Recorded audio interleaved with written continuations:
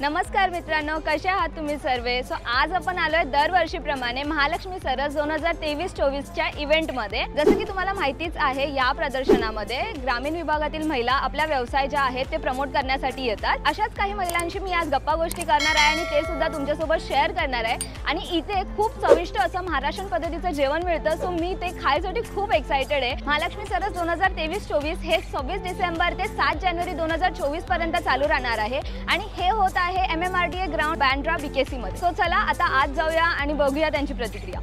आपल्याला ना मंदिरात सगळ्यांना जायला खूप जास्त आवडतं आणि मला तर फार आवडतं, पण त्याच्यासाठी अजून एक रिझन काय माहिती आहे? कंदी पेढे। कारण मंदिराच्या बाहेर तुम्ही बघाल ना तर सगळेच कंदी पेढे, आपल्याला खूप प्रकारचे कंदी पेढे आपल्याला भेटतात तिथे।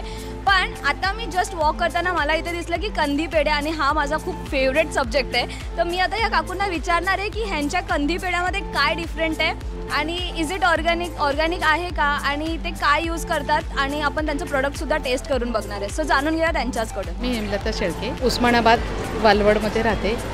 ते तिकडे माझा भाऊ स्वतः हे पेढे वगैरे बनवतो आणि तिकडून मी जेव्हा एक्झिबिशन वगैरे असला ना तर तिकडून माल मागवते।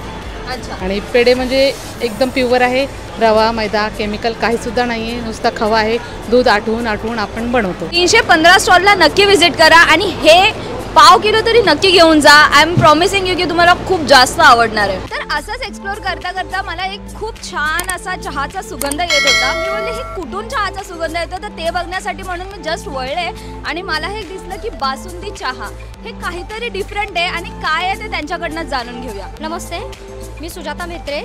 मी आले सातारवरून, क्षेत्रमौली या गावावरून, आणि माझं प्रॉडक्ट आहे बासुंदी चहा पावडर। हे माझं प्रॉडक्ट आहे ते खूप युनिक आहे आणि माझ्या पावडरचं असं वैशिष्ट्य आहे ती फक्त पावडर नाही तर फ्लेवर्ड पावडर आहे। त्यामध्ये मसाला असा वापरलेला आहे की त्याला फ्लेवर आहे तो बासुंदीचा येतो आणि कमी पावडरमध्ये चांगला आणि घट्ट चहा होतो। चहा घेतल्यानंतर बराच वेळ चहाची टेस्ट आहे ती आपल्या जिभेवर रेंगाळते।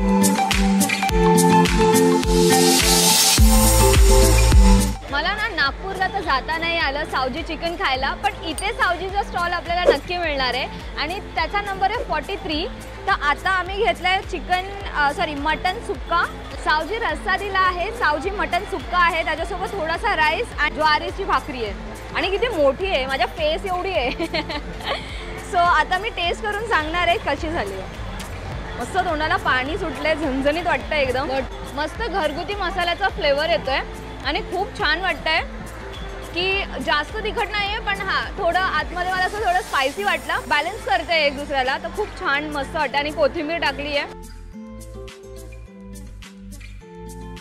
मस्त पिठलं भाकरी, तांदळाची भाकरी घेतलेली आहे, ठेचा घेतलाय आणि बुक्की मारून घेतलेला कांदा। बुक्की नाही मारली, ॲक्च्युली कट केलाय, बट आपण त्याला तसंच समजून खाऊया। चला तर टेस्ट करून सांगते। खरं सांगायचं तर ह्याच्यात ना काही जास्त गोष्टी टाकलेल्याच नाही आहेत त्यांनी, खूप बेसिक बनवलंय, पण चव बघाल ना अप्रतिम चव आहे।